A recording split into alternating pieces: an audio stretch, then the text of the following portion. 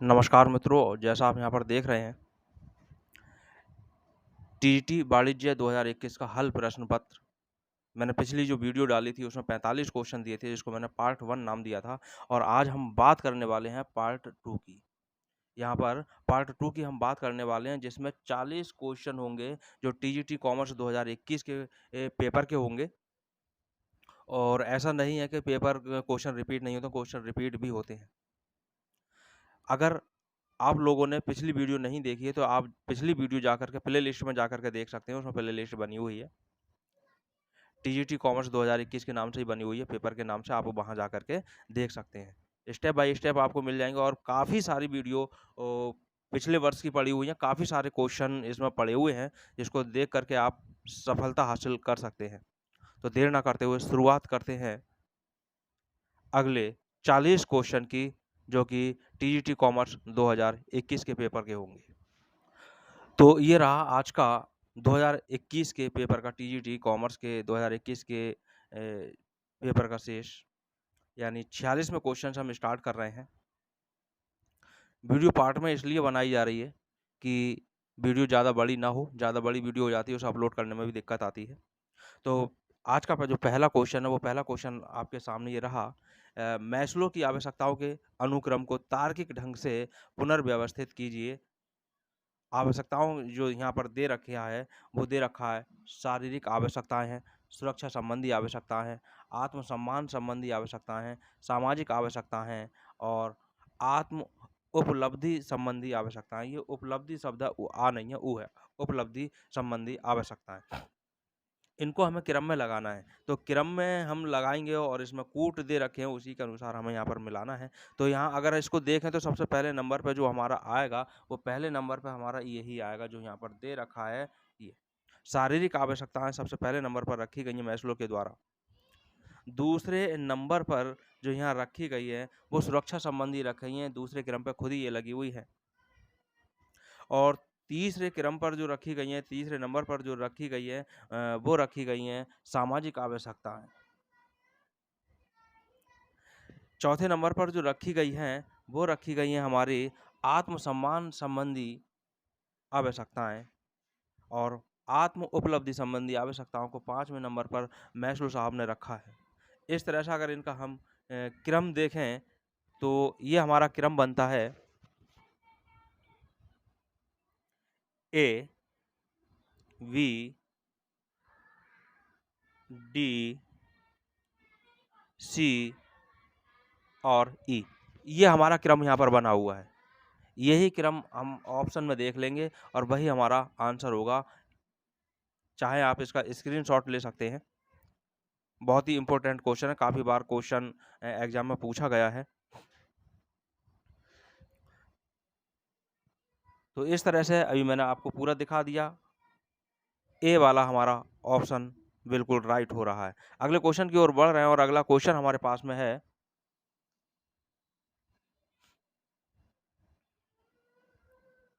किसी व्यवसाय की पुस्तकों और अभिलेखों की व्यवस्थित जांच को कहा जाता है। क्वेश्चन को देखें, इंपॉर्टेंट क्वेश्चन है। यहाँ पर बहुत कंफ्यूजन का ये क्वेश्चन है, क्योंकि सारे शब्द एक जैसे दिखाई देते हैं। यहाँ पर ऑप्शन रखे ही इसी तरह से जाते हैं। मनोवैज्ञानिक तरीका भी ऑप्शन रखने में अपनाया जाता है, जिसको हमें बहुत ध्यान देना है। क्या क्वेश्चन है? किसी व्यवसाय की पुस्तकों और अभिलेखों की व्यवस्थित जांच को कहा जाता है। क्या कहा जाता है भाई? क्या इसको अंकेक्षण कहा जा सकता है? क्या प्रमाणन कहा जा सकता है? या सत्यापन कहा जा सकता है? या जाँच-पड़ताल कहा जा सकता है? इस क्वेश्चन को अगर आप देखेंगे, इनके ऑप्शंस को देखेंगे, तो सारे ऑप्शन यहाँ पर सही लगेंगे, लेकिन व्यवस्थित तरीके से अगर हम इसको देखें, तो हमारा राइट आंसर जो हो जाएगा, वो अंकेक्षण होगा। राइट आंसर यहाँ पर हमारा अंकेक्षण होगा। और अगले क्वेश्चन की ओर बढ़ रहे हैं और अगला क्वेश्चन हमारे पास में है, एक सुव्यवस्थित ढंग से व्यावसायिक लेन-देनों का अभिलेखन करना तथा उनको खातों में वर्गीकृत करना कहलाता है। क्वेश्चन मिलता-जुलता है, लेकिन ऑप्शन यहाँ पर देखें। क्वेश्चन मिलता-जुलता है, लेकिन अर्थ उसका पूरी तरह से अलग है। क्वेश्चन 48 में की हम बात यहाँ पर कर रहे हैं और ऑप्शन हमारे पास में है। क्या लेखांकन हो सकता है, या पुस्तपालन हो सकता है, समायोजन हो सकता है, या फिर मापन हो सकता है? क्वेश्चन को देख लें एक बार। एक सुव्यवस्थित यहाँ पर शब्द है ये, सुव्यवस्थित ढंग से व्यावसायिक लेन-देनों का अभिलेखन करना तथा उनको खातों में वर्गीकृत करना कहलाता है। क्या लेखांकन कहलाएगा, क्या पुस्तपालन कहलाएगा, क्या समायोजन कहलाएगा, क्या फिर ये मापन कहलाएगा? तो भाई सही जो राइट आंसर होगा वो इसका पुस्तपालन आंसर राइट होगा। पुस्तपालन इसको कहा जाएगा। लेखांकन की तरफ को बिल्कुल भी नहीं जाना है, पुस्तपालन राइट आंसर है। अगले क्वेश्चन की ओर बढ़ रहे हैं और अगला क्वेश्चन हमारे पास में है आहरण। 49वां क्वेश्चन है, आहरण खाता है एक। आहरण खाता क्या है? क्या एक नाम मात्र का खाता हो सकता है? क्या व्यक्तिगत खाता हो सकता है या फिर ये वास्तविक खाता हो सकता है? क्या एक काल्पनिक खाता हो सकता है?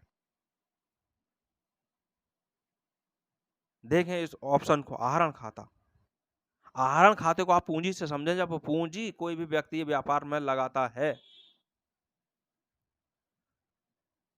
जब कोई भी व्यापारी व्यापार में पूंजी लगाता है तो पृथक अस्तित्व की अवधारणा के अनुसार उसे एक व्यक्ति माना जाता है, एक ऋणदाता माना जाता है, यानी कि वो एक व्यक्तिगत खाता है। तो इसी तरह से ये आहरण भी जो होगा, ये भी इसका एक व्यक्तिगत खाता ही होगा। आहरण एक व्यक्तिगत खाता होगा। राइट ऑप्शन हमारा दूसरा हो जाएगा। अगला क्वेश्चन हमारे पास में आता है और क्वेश्चन हमारे पास जो है वो है, साझेदारों के पूंजी खाते पर ब्याज क्रेडिट किया जाता है। साझेदारों के पूंजी खाते पर ब्याज क्रेडिट किया जाता है। सही बात है, साझेदारों को पूंजी पर ब्याज मिलता है। क्वेश्चन ये भी पूछा जा सकता है कि कोई अनुबंध ना होने पर कितना ब्याज मिलेगा। तो ऑप्शन में आपका क्या होगा कि जब कोई साझेदारी अनुबंध नहीं है तो कोई भी ब्याज उसको नहीं दिया जाता है। लेकिन अतिरिक्त ऋण जो होता है उस पर 6%, लेकिन किस पर? जो एक्स्ट्रा होता है उस पर, मेन जो पूंजी होती है उस पर नहीं। तो बात यहाँ पर आ रही है, साझेदारों के पूंजी खाते पर ब्याज क्रेडिट किया जाता है। काहे पर? क्या ब्याज खातों में किया जा सकता है, या साझेदारों के पूंजी खाते में किया जा सकता है, या लाभ हानि खाते में, या फिर लाभ हानि समायोजन खाते में? तो भाई इसका राइट आंसर जो होगा वो साझेदारों के पूंजी खाते में होगा, यानी राइट ऑप्शन हमारा दूसरा होगा। अगले क्वेश्चन की ओर बढ़ रहे हैं और अगला क्वेश्चन हमारे पास में आता है, जब जहाज में माल लादा जाता है तो जहाज के क्षमादेशक अधिकारी द्वारा जो रसीद निर्गत की जाती है उसे कहा जाता है। भाई उसे क्या कहा जाता है? क्या नौ परिवहन रसीद कहा जाता है? इसे नंबर 1 पर रखा गया है और जो ये कंफ्यूज करने के लिए रखा गया है, मनोवैज्ञानिक तरीका यहाँ पर लगाया गया है, क्योंकि नौ परिवहन ही इस पर लगा दिया जाता है, जो कि गलत हो जाता है। नौ परिवहन इसलिए लोग लगा देते हैं, इसलिए अभ्यर्थी लगाते हैं कि जहाज नौ परिवहन उसका अर्थ मान लेते हैं, जो कि ये गलत हो जाता है। क्या भाड़ा रसीद इसको कहा जाता है, या मेट रसीद इसको कह सकते हैं, या अधिकार पत्र रसीद कह सकते हैं? तो भाई राइट आंसर जो इसका होगा वो मेट रसीद इसका राइट आंसर होगा। अगला क्वेश्चन हमारे पास में है और अगला क्वेश्चन हमारा क्या कह रहा है? क्वेश्चन कह रहा है, लेखांकन पुस्तकों में अभिलेखित लेन देनों के प्राधिकार तथा प्रमाणिकता का सत्यापन कहलाता है। काय का सत्यापन है? प्रमाणिकता का सत्यापन है। क्या कहलाता है? क्या सत्यापन कहलाएगा, या आंतरिक अंकेक्षण कहलाएगा, या प्रमाणन कहलाएगा, या फिर अन्वेषण कहलाएगा? प्रमाणिकता का सत्यापन हो रहा है, तो भाई इसका राइट आंसर प्रमाणन होगा, यानी ऑप्शन तीसरा इसका राइट हो जाएगा। और अगले क्वेश्चन की ओर बढ़ रहे हैं और अगला क्वेश्चन क्या कहता है देखते हैं। अगला क्वेश्चन हमारे पास कह रहा है, अविदत्त पूंजी और याचित पूंजी में अंतर कहलाता क्या कहलाएगा? भाई अवशिष्ट याचना कहलाएगा क्या?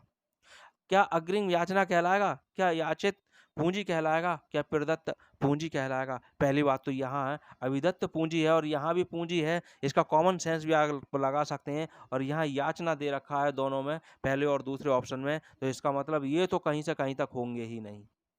अब बचा तीसरा और चौथा ऑप्शन, इन दोनों में से ही कोई सा है, तो वो क्या होगा?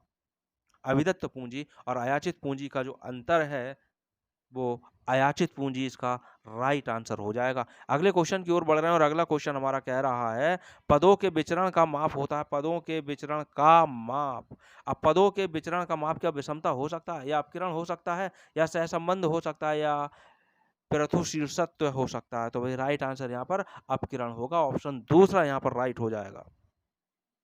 अगले क्वेश्चन की ओर बढ़ रहे हैं और अगला क्वेश्चन हमारे पास में है, एक साझेदारी अस्तित्व में आती है। भाई एक साझेदारी अस्तित्व में कब आती है? क्या एक अनुबंध के द्वारा ही आ जाएगी, या विधान के परिचालन के द्वारा आएगी, या उत्तराधिकार के द्वारा आएगी, या व्यक्तियों के मध्य संबंध द्वारा आएगी? तो भाई सीधी सी बात है, ये एक अनुबंध के द्वारा ही आएगी। पहला ही ऑप्शन राइट हो जाएगा। अनुबंध लिखित या मौखिक दोनों प्रकार का हो सकता है, लेकिन उचित जो माना जाता है वो लिखित ही माना जाता है। अगले क्वेश्चन की ओर बढ़ रहे हैं और अगला क्वेश्चन हमारे पास में है, किसी विपरीत अनुबंध के अभाव में एक साझेदारी फर्म के समापन पर होने वाला पूंजी लाभ साझेदारों के बीच बांटा जाता है।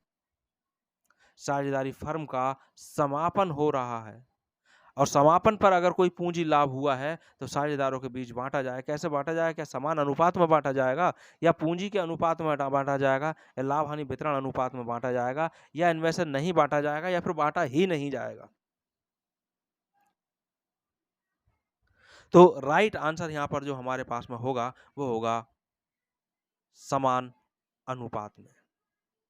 जब समापन हो रहा हो तब वो जो पूंजी लाभ है वो समान अनुपात में बांटा जाएगा, जो कि भारतीय अनुबंध अधिनियम 1872 के अनुसार ये विधान है। लेकिन क्वेश्चन ये कंफ्यूज करने वाला भी है, क्योंकि इसमें कोई वर्ष नहीं दे रखा है। इसमें कोई भी वर्ष नहीं दे रखा है और ये पूंजी अनुपात का है, इसलिए समान अनुपात में ये हो जाएगा। लेकिन एक बार आयोग ने इसको भी राइट माना है। लाभ नहीं, उसमें ऑप्शन अलग था, लाभ हानि वितरण अनुपात है, लेकिन यहाँ पर लाभ वितरण अनुपात है। तो यहाँ जो राइट आंसर होगा वो हमारे पास में होगा समान अनुपात में। अगले क्वेश्चन की ओर बढ़ रहे हैं और अगला क्वेश्चन हमारे पास जो है वो है, रोज नामचे में लेन देनों को अभिलेखित किया जाता है। क्या वार्षिक आधार पर किया जाता है, या मासिक आधार पर किया जाता है, या फिर दैनिक आधार पर किया जाता है? ये दैनिक शब्द लिखा है। या आवधिक अंतराल के आधार पर किया जाता है? रोज नामचा यानी कि जर्नल। तो यहाँ जर्नल की बात चल रही है, रोज नामचे की बात चल रही है। वो सबको मालूम है कि तिथिवार लेखा किया जाता है। तिथि क्या है? दैनिक है। तो यानी सीधा सा राइट आंसर हमारा तीसरा ऑप्शन हो जाएगा। और अगला क्वेश्चन की ओर बढ़ रहे हैं और अगला क्वेश्चन हमारे पास है, अंकेक्षण व एश्योरेंस प्रमाप 2 यानी AAS2 संबंधित है। जो आप यहाँ पर देख रहे हैं, ऐसे अंकेक्षण है, ऐसे एश्योरेंस है, ऐसे स्टैंडर्ड है, प्रमाप है, और 2 क्या ये प्रमाणन से है? प्रमाणन संपत्ति और दायित्व के मूल्यांकन से, या अंकेक्षण नियोजन से, या वित्तीय विवरणों के अंकेक्षण के उद्देश्य एवं क्षेत्र से है? तो उद्देश्य और क्षेत्रों का निर्धारण होता है। तो राइट आंसर इसका हमारा फोर्थ हो जाएगा।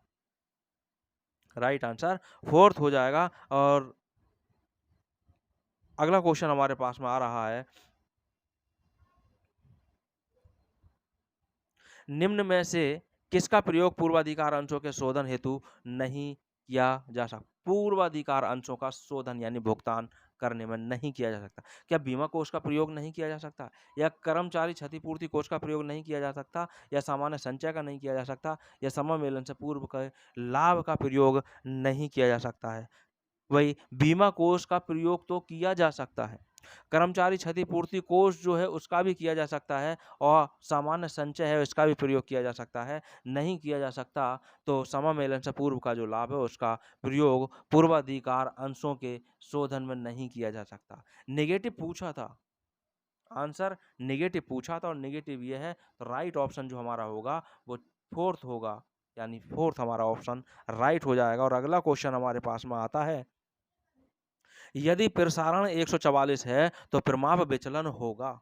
अब अगर 144 है तो 144 के लिए हम क्या करें, इस पे अंडर रूट निकाल लें। प्रमाप विचलन के लिए क्या करेंगे, अंडर रूट 144। अब इसको सॉल्व करेंगे तो क्या आएगा? अभी सीधी सी बात है, 12 आ जाएगा। 12 बारी में 144 होता है, राइट आंसर 12 हो जाएगा। अगला क्वेश्चन हमारे पास में है, पट्टेदार द्वारा लघु कार्य की राशि को वसूल किए जाने की दशा में पट्टा देने वाला डेबिट करता है। क्या डेबिट करता है? क्या न्यूनतम किराया खाता डेबिट करेगा, या पट्टेदार का खाता को डेबिट करेगा, या अधिकार शुल्क संचित खाते को करेगा, या फिर लाभ हानि खाते को करेगा?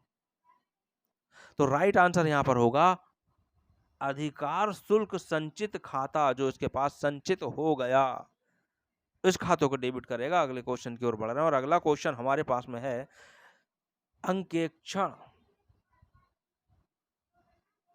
अंकेक्षण प्रारंभ होता है जहां समाप्त होता, क्या समाप्त होता है? क्या विक्रय समाप्त होने पर अंकेक्षण होगा, या उत्पादन समाप्त होने पर अंकेक्षण होगा, या लेखांकन समाप्त होने पर अंकेक्षण होगा, या फिर वर्ष समाप्त होने पर अंकेक्षण होगा? तो भाई सीधी सी बात है, यहाँ पर जब लेखांकन समाप्त हो जाएगा तभी अंकेक्षण का कार्य प्रारंभ होता है।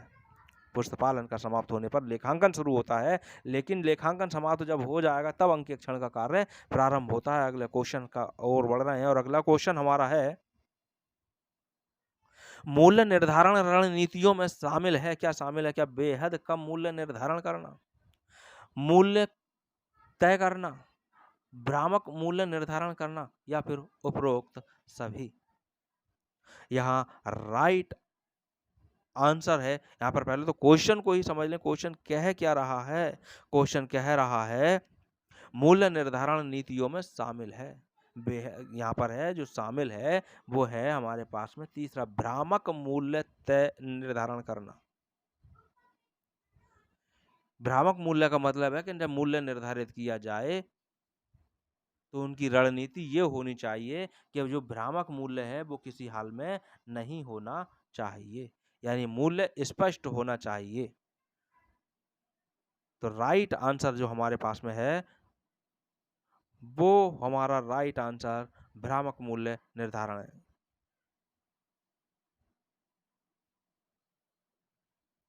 अगले क्वेश्चन की ओर हम बढ़ रहे हैं। नहीं नहीं नहीं, यहाँ क्वेश्चन बेहद, थोड़ा क्वेश्चन को यहाँ दोबारा देखो, ऑप्शन को दोबारा देखो, क्वेश्चन को जो कंफ्यूजन है वो थोड़ा सा मैं अभी दूर कर देता हूँ। देखें, मूल्य निर्धारण नीति, यहाँ नीतियों की बात चल रही है। नीति बनाने वाले जो होंगे, मूल्य निर्धारण में जो नीति तय की जाएंगी उसमें ये भी तय किया जाएगा कि जो वस्तु है उस वस्तु का मूल्य जो है वो बेहद कम ना हो जाए, यानी कि बेहद कम मूल्य निर्धारित ना हो जाए वस्तु का, वरना क्या होगा, कारखाना, कंपनी, फैक्ट्री सब लॉस में चली जाएगी। मूल्य तय करना तो है ही है, भ्रामक मूल्य निर्धारण करना, भाई ये भी इसका राइट है, ये भी इसकी नीतियों में शामिल है कि भ्रामक मूल्य निर्धारित ना हो जाए। इसका मतलब जब ये भी सही है, ये भी सही है और ये भी सही है तो राइट आंसर फोर्थ हो जाएगा उपरोक्त सभी। इसको नोट कर लेना सही से, क्योंकि कंफ्यूजन हो गया था, यहाँ पर थोड़ा देख लें। उपरोक्त सभी यानी सभी ये इसमें निर्धारित होंगे। अगले क्वेश्चन की ओर बढ़ रहे हैं और अगला क्वेश्चन हमारे पास में है माल्थस के अनुसार किसी देश की जनसंख्या में वृद्धि होती है। जनसंख्या वृद्धि का जो सिद्धांत दिया गया वो माल्थस के द्वारा दिया गया है।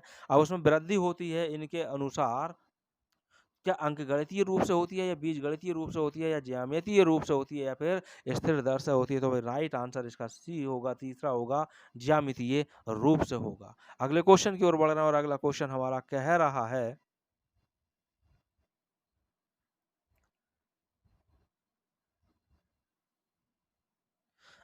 एक संपत्ति 5 लाख रुपए में खरीदी गई तथा 1 लाख रुपए का भुगतान सुपुर्दगी पर किया गया है, यानी 5 लाख में खरीदा है, 1 लाख रुपए तुरंत दे दिया है और 4 लाख रुपए के वित्त स्वीकार किए गए हैं। तो आर्थिक चिट्ठे से संपत्ति और दायित्व पर, आर्थिक चिट्ठे में संपत्ति और दायित्व में इसका क्या प्रभाव पड़ेगा? यहाँ पर मैं शब्द होना चाहिए, मैं संपत्ति और दायित्व पर क्या इसका क्या प्रभाव पड़ेगा? तो यहाँ जो राइट आंसर होगा वो राइट आंसर हमारे, पहले तो ऑप्शन देख लें। ऑप्शन पहला कह रहा है संपत्ति 4 लाख रुपए से बढ़ी और दायित्व 4 लाख रुपए से बढ़े। दूसरा ऑप्शन हमारे पास है संपत्ति 4 लाख रुपए से बढ़ी और दायित्व 4 लाख रुपए से घटे। दायित्व तो घटे ही नहीं है, बढ़े हैं। तीसरा है संपत्ति 4 लाख रुपए से घटी है तथा दायित्व 4 लाख रुपए से बढ़े हैं। और चौथा ऑप्शन है संपत्ति 5 लाख रुपए से बढ़ी तथा दायित्व 4 लाख रुपए से बढ़े हैं। मैंने आपको पहले ही बताया कि जो ऑप्शन दिए जाते हैं वो मनोवैज्ञानिक तरीके से दिए जाते हैं और सारे ऑप्शन सही लगते हैं और उसी में कंफ्यूज हो जाते हैं। तो यहाँ जो राइट आंसर होगा वो तीसरा राइट आंसर होगा, ऑप्शन तीसरा सही होगा। संपत्ति 4 लाख रुपए से घट रही है और दायित्व यहाँ पर 4 लाख रुपए से बढ़ रहे हैं। ये इसका राइट आंसर होगा। क्योंकि 5 लाख रुपए की संपत्ति थी, 1 लाख रुपए भुगतान कर दिया गया है। 5 लाख में से 1 लाख कम करने पर 4 लाख रुपए घट गया है और दायित्व जो बढ़ गया है अब 4 लाख से बढ़ गया है। राइट ऑप्शन तीसरा होगा। अगले क्वेश्चन की ओर बढ़ रहे हैं और अगला क्वेश्चन हमारे पास में है, कौन सी प्राथमिक सम्मक यानी आंकड़े एकत्र करने की विधि नहीं है? प्राथमिक आंकड़े की बात यहाँ पर चल रही है। आर्थिक सर्वेक्षण प्रकाशन, क्या यह हो सकता है? प्राथमिक प्रत्यक्ष व्यक्तिगत अनुसंधान क्या हो सकता है? अप्रत्यक्ष मौखिक अनुसंधान हो सकता है क्या? पिरगणकों द्वारा अनुसूचियों को भरना हो सकता है? भाई पिरगणकों द्वारा अनुसूचियों को भरना प्राथमिक आंकड़े के अंतर्गत है। अप्रत्यक्ष मौखिक अनुसंधान है, ये भी राइट है, हो सकता है। अप्रत्यक्ष व्यक्तिगत अनुसंधान है, ये भी होगा, लेकिन नहीं होगा तो वो आर्थिक सर्वेक्षण प्रकाशन, किसी ने सर्वेक्षण कराया और उसका प्रकाशन करा दिया तो वो हमारे लिए प्राथमिक नहीं है, वो हमारे लिए द्वितीयक होंगे। राइट ऑप्शन पहला ही हो जाएगा। अगला क्वेश्चन हमारे पास है,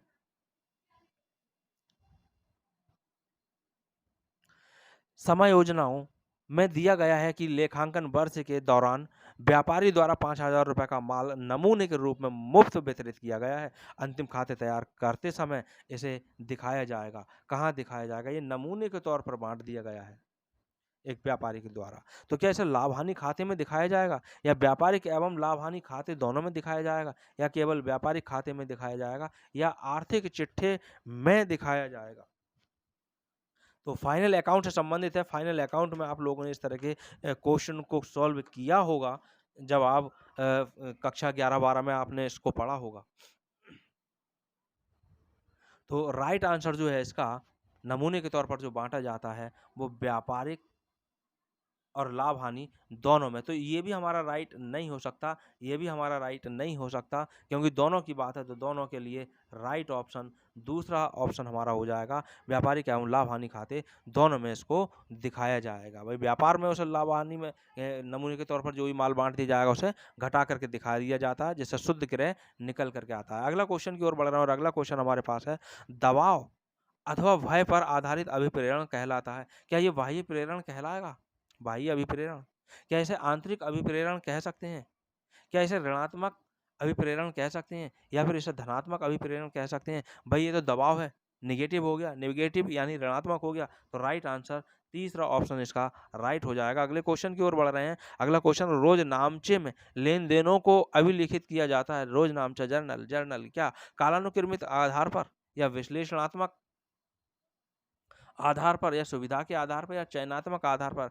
काल, तो यहाँ पर एक तो काल शब्द हो गया, अनुक्रम हो गया, क्रमिक हो गया, तो यही इसका राइट आंसर है। भाई क्रिया और तिथि अनुसार, तिथि के क्रम में, यानी आप डे बाय डे यहाँ पर एंट्री की जाती है और जो एंट्री जो लेन देन सबसे पहले हुआ होता है उसी के उस क्रम के अनुसार पहले दूसरा तीसरा इसी हिसाब से होता है। पहला राइट आंसर हो जाएगा। अगले क्वेश्चन की ओर बढ़ रहे हैं और अगला क्वेश्चन हमारा कह रहा है,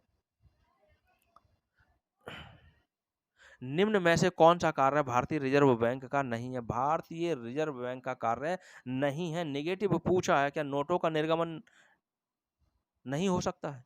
साख नियंत्रण, जनता से ब्याज पर जमा स्वीकार करना, विदेशी विनिमय प्रबंधन एवं नियंत्रण। भाई नोटों का निर्गमन मुख्य कार्य है, साख नियंत्रण भी इसका कार्य है।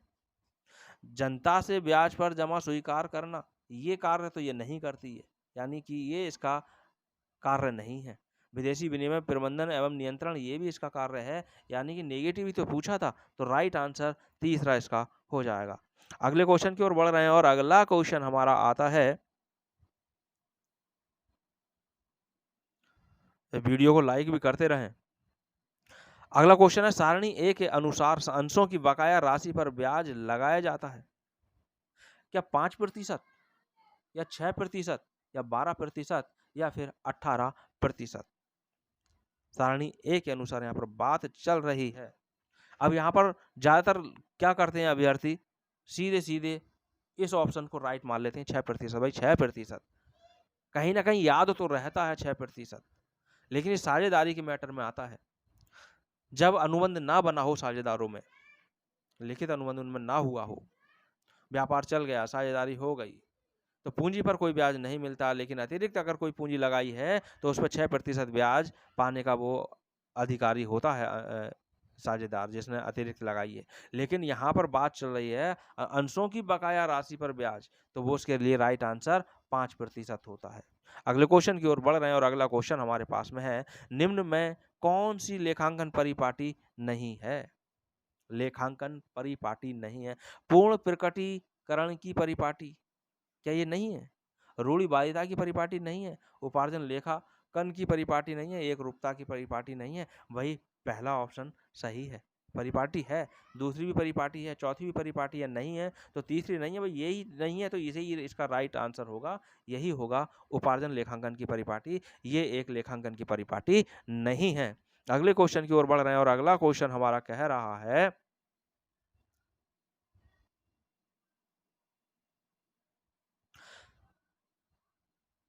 लाभ हानि खाते में हस्तांतरित किए जाने वाले देनदारों पर प्राविधान की गणना हेतु निम्न में से कौन सा सूत्र सही है? अशोध्य ऋण, भाई फाइनल अकाउंट से संबंधित है। अशोध्य ऋण प्लस नया प्राविधान माइनस पुराना प्राविधान। दूसरा है देनदारों पर प्राविधान, नया प्राविधान प्लस में कर दिया, अशोध्य ऋण प्लस कर दिया, नया अशोध्य ऋण को माइनस कर दिया। और तीसरे ऑप्शन में अशोध्य ऋण प्लस नए अशोध्य ऋण, तीसरा नया प्राविधान माइनस पुराना प्राविधान। और चौथा है देनदारों पर नया प्राविधान प्लस अशोध्य ऋण के लिए बनाया गया पुराना प्राविधान। तो भाई यहाँ पर थोड़ा दिमाग पर जोर डालना होगा। अगर फाइनल अकाउंट्स के न्यूमेरिकल अगर कर रखे होंगे तो बड़ी आसानी से समझ में आ जाएगा। सूत्र जो हमारा सही है वो तीसरा है। अगर पुराना अशोध्य ऋण पहले से दे रखा है तलपट में तो पुराना हमारा अशोध्य ऋण हो गया पहले वाला ही। नया अशोध्य ऋण के लिए कोई परसेंट दे दिया तो वो परसेंट हमारे पास में ही प्लस हो जाती है। इसमें से पुराना प्राविधान कुछ दे रखा है समायोजन में, वो लेस कर दिया, प्लस कर दिया जाएगा। तो इस तरह से इन तीनों चीज़ों को प्लस कर दिया जाएगा और इसमें से जो नया जो सॉरी हाँ पुराना वाला जो दे रखा था, जो यहाँ पुराना दे रखा था उसको लेस कर दिया जाएगा। ये इसके लिए सूत्र है। और अगले क्वेश्चन की ओर बढ़ रहे हैं। अगला क्वेश्चन हमारे पास में है, एक नए साझेदार के प्रवेश के बाद सभी साझेदारों की पूंजी होनी चाहिए। वो कैसे होनी चाहिए? नए लाभ विभाजन अनुपात में होनी चाहिए क्या पूंजी? पुराने लाभ विभाजन अनुपात में रहनी चाहिए क्या पूंजी? या फिर सभी की पूंजी समान अनुपात में रहनी चाहिए? या फिर परस्पर सहमति के अनुपात में होनी चाहिए? मैंने पिछली वीडियो में भी बताया था कि जो ऑप्शन है और ऑप्शनों को चारों को पढ़ लेना चाहिए, तभी हमें किसी निष्कर्ष पर पहुंचना चाहिए। तो यहाँ पर जो राइट आंसर होगा वो राइट आंसर होगा परस्पर सहमति के अनुपात में। जो सभी में नए साझेदार सहित जो सभी में सहमति बनी हो उसके अनुसार पूंजी होनी चाहिए। अगला क्वेश्चन हमारे पास में आता है और अगला वो क्वेश्चन हमारे पास है, हानि का आकलन करना। हानि का आकलन करना और जब तक वसूल ना हो जाए उनको लेखाबद्ध ना करना जिस सिद्धांत का हिस्सा है वह है। यहाँ पर ये बिज नहीं, ये जिस है। जिस सिद्धांत का हिस्सा है वो कौन सा है? संगतता का है, तुलनीयता का है, या रूढ़िवादिता का है, या प्रकटीकरण का है? तो भाई ये राइट आंसर हमारा होगा रूढ़िवादिता का। अगला क्वेश्चन हमारे पास में आता है और अगला क्वेश्चन हमारे पास है कि निम्न में से कौन सा एक परिमाप विचलन का सूत्र नहीं है? परिमाप विचलन की यहाँ पर बात चल रही है और ऑप्शन हमारे पास में है,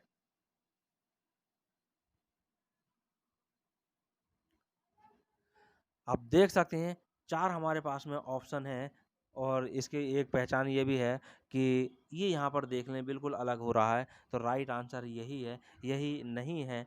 नेगेटिव पूछा था तो यही इसका राइट आंसर है। अगले क्वेश्चन की ओर बढ़ रहे हैं और अगला क्वेश्चन हमारे पास में है, निम्न में से किस में विपरीत प्रविष्टियां होती हैं? विपरीत प्रविष्टियों की यहाँ पर बात चल रही है। साधारण रोकड़ बही में, खुदरा रोकड़ बही में, या 3 खाने वाली रोकड़ बही, या सभी रोकड़ पुस्तकों में होती है क्या? तो भाई सही राइट आंसर तो आप तभी पता कर पाएंगे जब आपसे तीनों तरह की रोकड़ बही आती हो। 3-4 तरह की रोकड़ बहियां हैं, सब आती हो। साधारण रोकड़ बही, 2 खाने वाली रोकड़ बही, 3 खाने वाली और खुदरा रोकड़ बही भी आनी चाहिए। सब आती हैं तो आप बता सकते हैं कि हाँ भाई राइट आंसर जो है वो 3 खाने वाली रोकड़ बही है। इसी में विपरीत प्रविष्टियां होती हैं। विपरीत प्रविष्टियां कब होती हैं? जैसे एक आध मैं उदाहरण बता देता हूँ। जब बैंक में नगद रुपया बैंक में जमा किया जाए व्यापारी के द्वारा, तब उसका लेखा डेबिट पक्ष में भी होगा, क्रेडिट पक्ष में भी होगा। दूसरा उदाहरण और बता रहा हूँ, जब व्यापार के लिए या कार्यालय के लिए बैंक से रुपए निकाले जाते हैं, तब भी उसका लेखा दोनों ही पक्षों में किया जाता है। यही विपरीत लेखा है और 3 खाने वाली रोकड़ बही में इसे किया जाता है। अगला क्वेश्चन हमारे पास में है, किसी कंपनी में आंतरिक अंकेक्षक की नियुक्ति की जाती है। आंतरिक अंकेक्षक की नियुक्ति की जाती है, क्या वो अंशधारियों द्वारा की जाती है? यही मालिक उसके कहलाते हैं। क्या लेनदारों द्वारा की जाती है, या संचालक मंडल के द्वारा की जाती है, या सरकार के द्वारा की जाती है? तो यहाँ बात चल रही है आंतरिक अंकेक्षक की। भाई आंतरिक अंकेक्षक की जो नियुक्ति की जाती है वो संचालक मंडल के द्वारा की जाती है। कभी-कभी इसमें ऑप्शन में 1-2 बार संचालक मंडल ना दे करके प्रबंधन द्वारा यहाँ पर दिया गया था। प्रबंधन दे दिया गया। संचालक मंडल नहीं था, तब यहाँ पर राइट आंसर प्रबंधन हो जाता। लेकिन जब संचालक मंडल दे रखा है तो संचालक मंडल राइट करेंगे, और प्रबंधन दे रखा है तो प्रबंधन को हम राइट करेंगे। और ऐसा कि होगा नहीं कि इसको भी दे दिया जाए और इसे भी दे दिया जाए, दोनों में से कोई एक ही दिया जाएगा। तो जो इन दोनों में से एक मिल जाएगा वही राइट आंसर होगा। फिलहाल इसमें राइट आंसर तीसरा ऑप्शन होगा। अगला क्वेश्चन हमारे पास में है, और क्वेश्चन है कि प्रबंधक की, ये प्रबंधक नहीं प्रबंधन होना चाहिए, प्रबंधन की निम्न परिभाषा किसके द्वारा दी गई है? यह प्रबंध यह जानने की कला है कि क्या करना है तथा उसे करने का सर्वोत्तम एवं सुलभ तरीका क्या है। तो यहाँ पर ऑप्शन में दे रखा है F.W. Taylor, Henri Fayol, E.F.L. Brech, Oliver Sheldon. वही राइट आंसर जो यहाँ पर होगा वो राइट आंसर होगा F.W. Taylor. F.W. Taylor, Frederick Winslow Taylor पूरा नाम इनका है।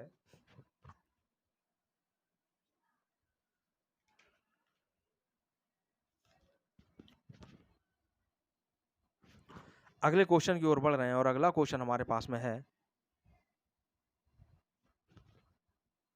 निम्न में से कौन सा सही है? भाई अगर आवाज नहीं आ रही हो तो आप ईयरफोन या हेडफोन का यूज जरूर करें। निम्न में से कौन सा सही है? क्या आयकर एक व्यापारिक व्यय है? मैंने पहले भी बताया है कई बार। ऑप्शन सभी पढ़ने चाहिए। तलपट में दर्शाया गया अंतिम रहतिया आर्थिक चिट्ठे में अभिलेखित किया जाता है। तीसरा ऑप्शन है पूर्वदत्त व्यय खाता एक नाम मात्र का खाता है। चौथा है ग्राहक से प्राप्त अग्रिम राशि को आय के रूप में लाभ हानि खाते में क्रेडिट किया जाता है। सही यहाँ पर पूछा गया है, तो सही जो यहाँ पर है वो दे रखा है दूसरा वाला ऑप्शन, वो हमारा सही है कि तलपट में दर्शाया गया अंतिम रहतिया आर्थिक चिट्ठे में अभिलेखित किया जाता है। जब अंतिम रहतिया तलपट में ही दिया गया है तो उसे आर्थिक चिट्ठे में ही दर्शाया जाएगा। ये मान लिया जाता है कि अंतिम खाते बनाने से पहले ही स्टॉक की गणना कर ली गई है। राइट आंसर हमारे सामने है। अगले क्वेश्चन की ओर बढ़ रहे हैं, और अगला क्वेश्चन हमारे पास में आता है, स्थायी संपत्तियों पर ह्रास एक उदाहरण है। भाई काय का उदाहरण है? ये पूंजीगत व्यय का उदाहरण है, या आयगत व्यय का उदाहरण है, या स्थगित आयगत व्यय का उदाहरण है, या वास्तविक व्यय का उदाहरण है? अब अगर आप इसकी तरफ जाते हैं, स्थगित आयगत व्यय की तरफ, तो भाई इस ह्रास का लाभ जो हिरास खाता खोला गया है उसी में तो हिरास कोष में ये जमा कर दिया जाता है। तो इसका लाभ जो उसी वर्ष जो इसका यूज हुआ है वही उसमें धनराशि निकाली गई है, तो ये आयगत व्यय होगा, स्थगित आयगत व्यय नहीं होगा। राइट आंसर हमारे पास में आयगत व्यय दूसरा ऑप्शन होगा। और अगला क्वेश्चन है हमारे पास में, कॉपीराइट अनुबंध के अंतर्गत अधिकार शुल्क की राशि की गणना की जाती है प्रकाशित पुस्तकों की संख्या के आधार पर। विक्रय की गई पुस्तकों की संख्या के आधार पर, या प्रकाशित पुस्तकों की कुल लागत के आधार पर, या विक्रय की गई पुस्तकों की कुल विक्रय मूल्य पर।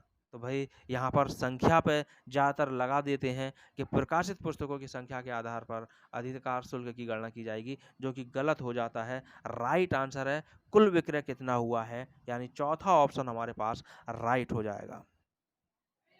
अगले क्वेश्चन की ओर बढ़ रहे हैं और अगला क्वेश्चन हमारी पास में है, खुदरा रोकड़ पुस्तक का शेष प्रदर्शित करता है। भाई क्या प्रदर्शित करता है कि एक लाभ हो गया, क्या एक व्यय हो गया, क्या एक संपत्ति हो गई, या एक दायित्व हो गया। खुदरा रोकड़ वही, खुदरा रोकड़ वही के बारे में आप सब जानते होंगे कि एडवांस में मान लो अगर 5,000 रुपया दे दिया गया है और इसमें से 4,000 रुपया खर्च हो गया, बचा कितना, 1,000 रुपये शेष बच गया। जब ये 1,000 रुपये शेष बच गया तो ये अब हमारी संपत्ति कहलाएगी। राइट आंसर हमारे पास में तीसरा ऑप्शन हो जाएगा संपत्ति। अगला क्वेश्चन हमारे पास है, विज्ञापन का मूल उद्देश्य है। विज्ञापन का मूल उद्देश्य क्या है? क्या जानकारी देना नहीं है? हाँ बिल्कुल है जानकारी देना। क्या समझाना नहीं है? बिल्कुल है। याद दिलाना नहीं है? बिल्कुल है। यार जब ये भी है और ये भी है और ये भी है तो सीधी सी बात है, इसी को लगा दो। ये हमारे पास ऑप्शन हो जाएगा चौथा, उपरोक्त सभी, यानी विज्ञापन के सभी उद्देश्य है। अगले क्वेश्चन की ओर बढ़ रहे हैं और अगला क्वेश्चन हमारे पास में आता है,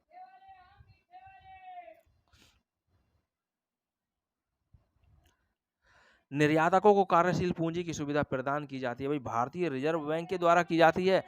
आगे के अगर ऑप्शन नहीं पड़े तो आप इसी को राइट कर देंगे, और जो कि हमारा गलत हो जाएगा। भारतीय रिजर्व बैंक एक केंद्रीय बैंक है, पूरे भारत का एक ये बैंक है, और ये मान लेते हैं कि निर्यातक विदेशों से संबंध रखता है, तो वो इसी को राइट कर लेते हैं, जो गलत हो जाता है। अगला ऑप्शन है, निर्यात साख एवं गारंटी निगम द्वारा, या व्यापारिक बैंकों के द्वारा, या भारत सरकार के विदेश मंत्रालय के द्वारा। तो भाई यहाँ जो राइट आंसर है वो व्यापारिक बैंकों के द्वारा कार्यशील पूंजी की सुविधा प्रदान की जाती है निर्यातकों को। अगले तो यहाँ पर हमारे पास क्वेश्चन, आज के 40 क्वेश्चन हमारे पूरे हो चुके हैं। आज के 40 क्वेश्चन हमारे पास में ये पूरे हो चुके हैं, और 45 क्वेश्चन मैंने पिछली वीडियो में करा दिए। ये हमारे पास में 85 क्वेश्चन हमारे पास कंप्लीट हो गए, और बाकी फिर मिलेंगे शेष क्वेश्चनों के साथ अगली वीडियो में। तो वीडियो देखने के लिए बहुत बहुत धन्यवाद। बने रहिए चैनल के साथ में, बहुत कुछ आपको यहाँ पे मिलेगा, बहुत कुछ क्वेश्चनों में मिलेगा, और प्ले लिस्ट में जाकर के पिछली वीडियो में आप जाकर के देख सकते हैं। इसमें प्रैक्टिस सेट भी आपको लगभग 50 प्रैक्टिस सेट भी आपको